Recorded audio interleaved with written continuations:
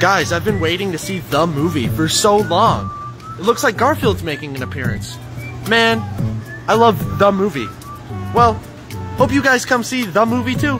Hey guys, it's Awesomemay, and I'm back with my summer movie reviews. I really missed doing these last summer. I had like 4 reviews cranked out. I've hit a point in my YouTube making life where I can't talk about movies in less than 40 minutes anymore for some reason, but I'm trying to get back to short reviews, and this leads me to this review, the Garfield movie. I'm no stranger to the Garfield life and fandom, if that's a thing. Garfield is actually what got me into ever making YouTube videos. I would have never discovered my love for animation if it wasn't for my obsession with Garfield, which led me to webcomics and then a YouTube animation rabbit hole. My dad had newspapers at his work with the daily funnies for some reason, and I had him go searching for those and bring them back to me like a spy mission. I think 8-year-old me was debating on actually building a time machine just so I could experience Garfield in his comic strip prime. The simpleness of it all really made me feel like, hey, maybe I could make my own little characters like this and possibly make $800 million.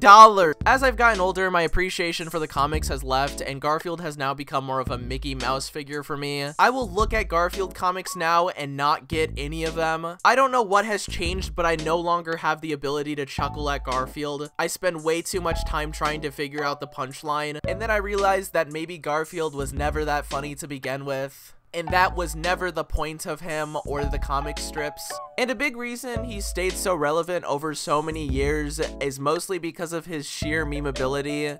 Like almost every cartoon character on this planet, the internet has found ways to keep this guy alive. The things Garfield and Manny have witnessed are truly frightening, but I will say I was moderately excited for the Garfield movie. Another comic animated adaptation that's actually made by a big animation studio and not a quick special thrown onto Disney Plus. Please, thank you. Finally, something to fill in the hole the Diary of a Wimpy Kid animated movies has left. I was really hoping after the Peanuts and Captain Underpants movie, animation studios would start more often making adaptations that embrace the original style and world of whatever they're adapting. So when the Garfield movie came around and it almost looked like it was accomplishing that, I was interested. They might not make Garfield comics that are good anymore, but god, they know how to market this guy. I haven't seen a marketing campaign for an animated movie that goes this all out since probably 2016. They put up huge Garfield blinking animatronics, so many commercials, they've been collabing with restaurants. Everything about the upbringing of this movie to me has felt like it would have belonged so nicely around the time the Angry Birds movie came out. Even the ads are edited like they were made in the early 2010s, and I actually really like that. I miss when animated movies just felt like a fun time. Like an animated movie that you don't really want to see, but the poster feels like it would have fire McDonald's toys, and now you have to see this movie. But maybe I shouldn't have wanted to see this movie. How is this even possible? Nobody likes the Garfield movie, and I was so confused why, and that piqued my interest in another way, and I had to go to the theater and figure that out.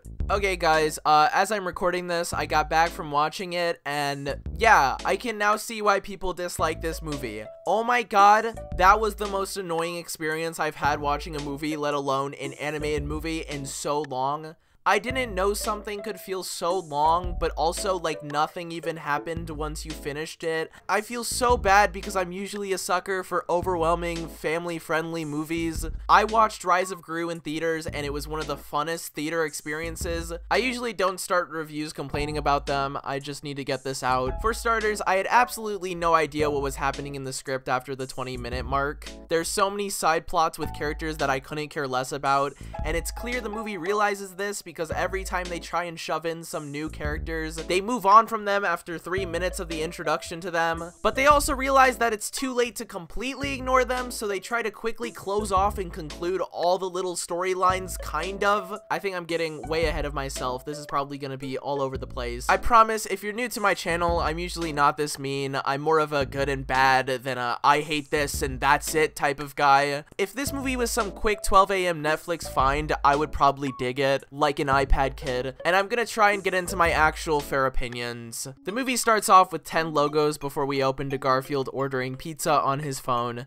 What a way to start off a movie. And after this, we get the highly promoted emotional scene where Garfield gets abandoned by his dad, and that's when he meets John Arbuckle. Yes! This is probably my favorite part of this movie. John Arbuckle has no purpose after most of these scenes, but for the time he does have, he's pretty much nailed. He's an awkward mess. I love it. I love him. And animation-wise, the colors are absolutely beautiful in these shots. The lighting is really nice on my eyes. And it truly does a good job proving how well the style looks in a theatrical animated movie.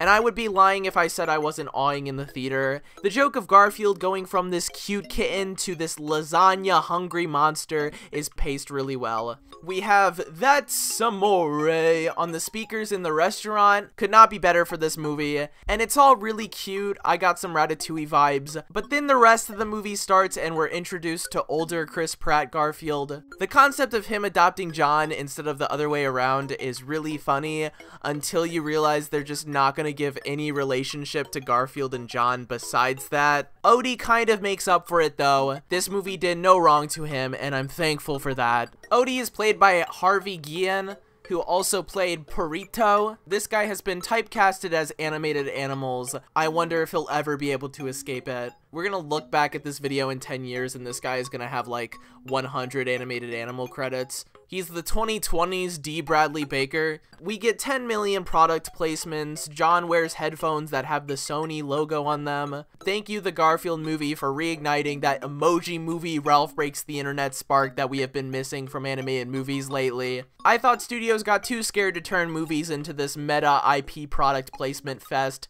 but they're slowly fighting back at us. Jokes aside, I really wished Sony had it in them to see how much fun just the universe of Garfield without these product placements is. They almost do with the Bats scene and him hating Mondays, but then they gotta throw Garfield on a Roomba. But maybe the joke is that this movie has a lot of product placements. Maybe it's saying that Garfield is a huge consumer. If so, that gets a pass. That's kind of funny. I don't hate Chris Pratt at all, and definitely not as much as other people. He can do the bare minimum of a good voice performance, which is all I really care about, but his voice offers no other vibe to a character than an everyman. There's no Garfield cadence he can give even if he tried. It's just Chris Pratt, which is again totally fine, but not for a character whose voice literally represents and is part of his lovable personality. The whole appeal of Garfield in animation is his fluffy, oblivious voice that makes his selfishness get a pass. Chris Pratt Garfield no longer offers that. It's like replacing Winnie the Pooh with also a monotone middle-aged man. That doesn't work. It's no longer Winnie the Pooh because Winnie the Pooh's whole character is based around his soft, elderly voice. When Chris Pratt does Garfield, it just makes him a normal, selfish talking cat. All the likability is gone.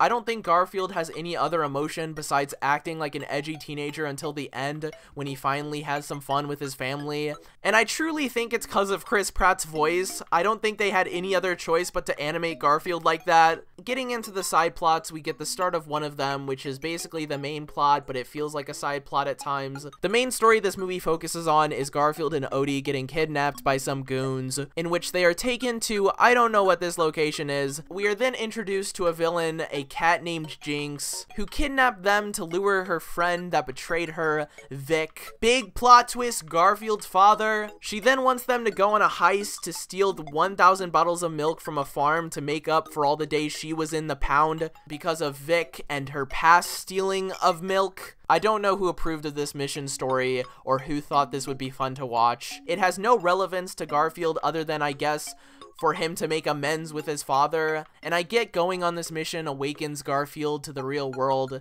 and gets him to learn how to work with Vic. But it isn't like they couldn't have done anything else to show that development. The Goofy movie is one of the best representations of a father and son learning to see from both perspectives and find a balance in their relationship. And that is all explored through just a road trip. Movies like the Garfield movie think they need to have some elaborate mission storyline to make it feel like a movie, which backfires and makes it less entertaining than if it was to have a simple story. Inside Out's story happened all during just a girl moving houses. Even Migration paid more attention to building the family and their personalities in the movie, and that's from a studio who greatly favors ADHD storylines. How are you gonna see the characters of Garfield that you now have the rights to and then go, yeah, you know what, let's throw in these characters that feel like they were made from an internet generator. Let's have them steal milk or something. I don't know. We'll throw in a quick scene of Liz so they don't get too mad at us. There's not a whole lot we know about Garfield.